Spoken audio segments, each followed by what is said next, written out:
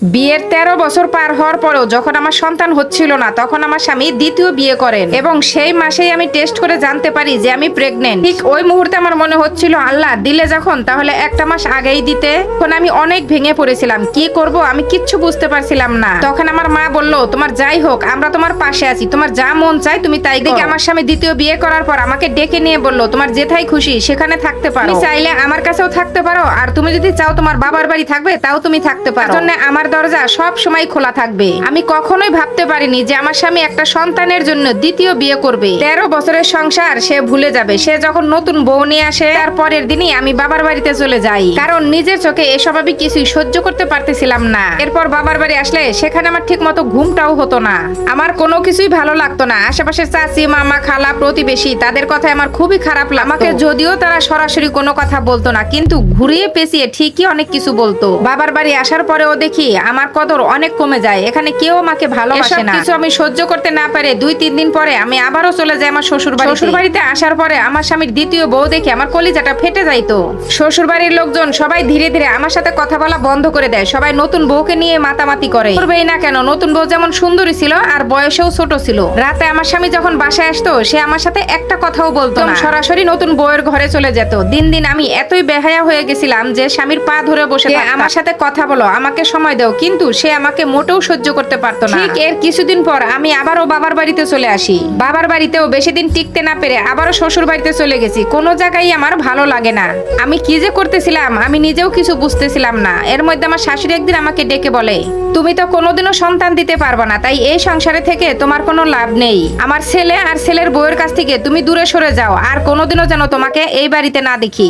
তোমার কাবিনের যে টাকাটা সেটা তুমি সময় মতো পেয়ে যাবে। আমার প্রেগনেন্টের ব্যাপারটা 15 দিন হয়ে গেলেও আমি বাড়িতে কাউকেই জানাই। আমার শাশুড়ি যখন আমাকে বলল তোমার এই বাড়ি থেকে চলে যেতে হবে, তখন আমার স্বামীকে আমি ডেকে নিয়ে বললাম আমি প্রেগনেন্ট। আমার মুখে এই কথাটা শোনার পর আমার স্বামী অনেক খুশি হন। তখন আমার স্বামী বললেন, আমার মোটামুটি সামর্থ্য আছে, আমি দুইজনকেই চালাতে পারবো, অসুবিধা হবে না। তুমি আমার বড় বউ আর ও আমার ছোট বউ, দুইজনকেই আমি অনেক ভালোবাসি, তোমাদের ছাড়া আমি কখনোই বাঁচবো না। তখন আমি মনে মনে হেসে বললাম, তুমি আমাকে ছাড়া ঠিকই বাঁচবে, কিন্তু নতুন বউকে ছাড়া তুমি একদিনও বাঁচবে না। আমার স্বামীকে আমি অনেক ভালোবাসি, কিন্তু এখনকার এই চেহারার স্বামীকে আমি মোটেও ভালোবাসি না। আমার বিয়ের ছবি দেখলে আমার খুবই কান্না পায়। বউ সাজা অবস্থায় পাশে বসে থাকা শেরওয়ানি পরা লোকটাকে আমি অনেক ভালোবাসি, তাকে আমি আবারও ফিরে পেতে চাই। কি সুন্দর সম্পর্ক ছিল আমাদের, সুন্দর চলছিল আমাদের জীবন। শুধু একটা সন্তানের জন্য আমাদের জীবনটা হাহাকার হয়ে। সময়ের সাথে সাথে মানুষের চেহারা, মানুষের চামড়া এক থাকলেও মানুষটা বদলে যায়। শ্বশুরবাড়ি মানুষের এত অবহেলা দেখে আমার একদমই ভালো লাগতো না।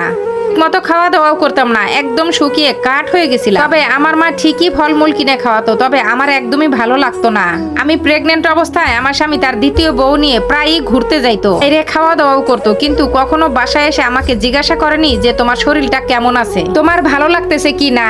এর মধ্যে দেখতে দেখতে কয়েকটা মাস পার হয়ে যায়। এখন আমি সংসারে ঠিক মতো কাজ করতে পারি না, উঠানামা করতেও পারি না। তাই ছোট বউকে বললাম, বোন ছাদে কিছু কাপড় আছে, তুমি একটু নিয়ে আসো গা, আমি সকালে ধুয়ে দিছিলাম।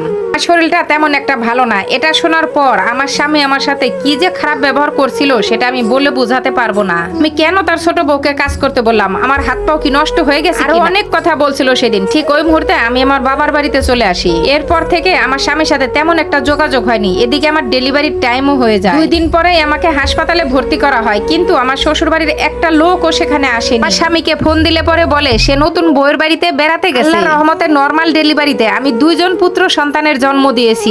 3 দিন আমি হসপিটালে ছিলাম। এর মধ্যে আমার শ্বশুর বাড়ির একটা লোক আমাকে দেখতে আসেনি। এই 3 দিনের ভিতরে আমার স্বামীও আমাকে দেখতে আসেনি। পরে হসপিটাল থেকে রিলিজ দিলে আমি আমার বাবার বাড়িতে চলে যাই, কিন্তু বাবার বাড়িতে যাওয়ার পরে সবাই আমাকে অনেক গালমন্দ করতো। এরপর আমার বাচ্চাদের চুল কাটা হয়, নাম রাখা হয়, কিন্তু এর মধ্যে আমার স্বামী কোনোই যোগাযোগ করেনি। আমার কাছে কোনো টাকা পয়সা ছিল না নগদ, তাই বাধ্য হয়ে আমার কিছু স্বর্ণ গহনা বিক্রি করে আমার বাচ্চাদের জন্য কাপড় চোপড় কিনেছিলাম। বিশ্বাস করেন আপু, বাচ্চা হওয়ার পর কত দেখেছি যে তার নানা বাড়ি দাদা বাড়ি থেকে বাচ্চারা অনেক আদর পায়, কত আদর পায়, কত যত্ন পায়, কত গিফটও পায়, কিন্তু আমার বাচ্চাদেরকে কেউ একটা সুতা পর্যন্ত দেয়নি।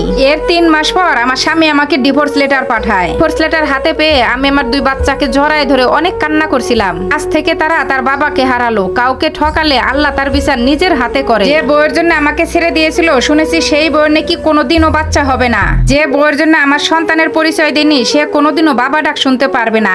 এরপর আমার প্রাক্তন স্বামী আমার সাথে অনেকবার যোগাযোগ করার চেষ্টা করে করেছে, অনেক আইনি লড়াই লড়েছে আমার সন্তানদের নেওয়ার জন্য, কিন্তু আমি দেইনি। আমার সন্তান দুটো এই দুনিয়ায় তার মা ছাড়া কিছুই বুঝে না। আলহামদুলিল্লাহ আমি আমার সন্তান দুজনকে নিয়ে অনেক সুখে আছি। এই স্টোরিটা একটা আপুর লাইফ থেকে নেওয়া। এই স্টোরির কোনো কাহিনী আমার জীবনের সাথে জড়িত না।